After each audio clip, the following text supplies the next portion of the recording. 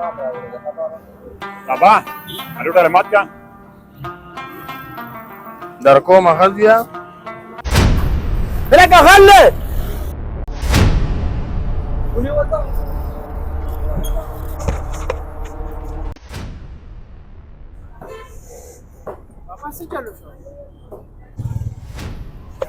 چلو شو بچې زه خو دلته کې مالک کېنولې ما ماله 400 دیاړي راکوي او غل راغی او ټولې پیسې وتښتولې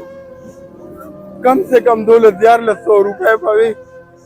نو خو زما غونډه د 3 ورځو دیاړي وتښتولې بیا بابا خیر دی الله به خیر کړي ښه خفه کېږه مه کس ورپسې تللی دی انشاءالله راټینګ به یې کړي بچې زما خو واړه بچي دي هغوی به څه خوري او دا خو به زه 4 ورځې مالک له کار کوم زه به اوس څه کوم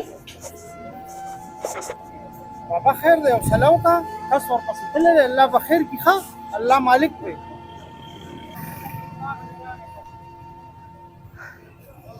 ओए बाबा साढ़े बैराटिंग न को यार بابا جاړه ما الله به خیر کړي ښه جاړه ما ګوره الله مالک دی او زمانه څلور ورځې الله به خیر کړي جاړه ما که نه ګوره زما بچي به څه وکړي وګوره یار رزق به الله ورکړي ته ولې خفه کېږې الله مالک دی ښه بابا 100 روپۍ یې وړې وې نه بچی ستا نه ولې والم نه ګوره نه علم بچی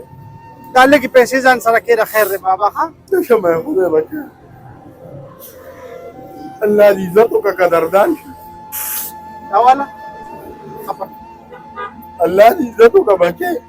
بس دا به زما قسمت کې وه الله نه به نورې وغواړو دا هم ګوره بابا دا کېده دا هم الله تعالی راولېږلې که نه ښه الله دې عزت وکړه الله ګران شي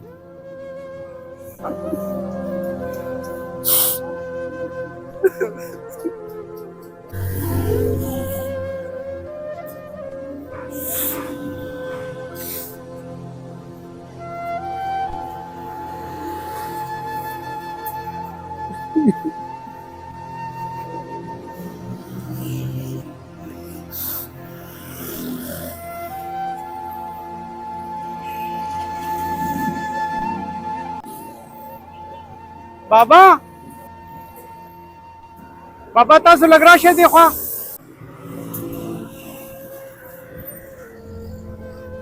ولې زیا بابا ګوره الله رحم وکړه پیسې ستا داري پرتې دي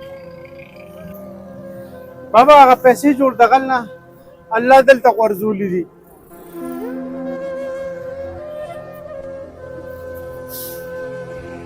دا والا بابا نه بچی زما پیسې ټولې ماتې دا زما پیسې دي ګوره بابا ضد مه کوه غل ستا نه پیسې وتښتولې د هغې په بدل کې الله تعالی دا درکړې دا ونیسه د الله د رحم نه خلک انکار نه کوي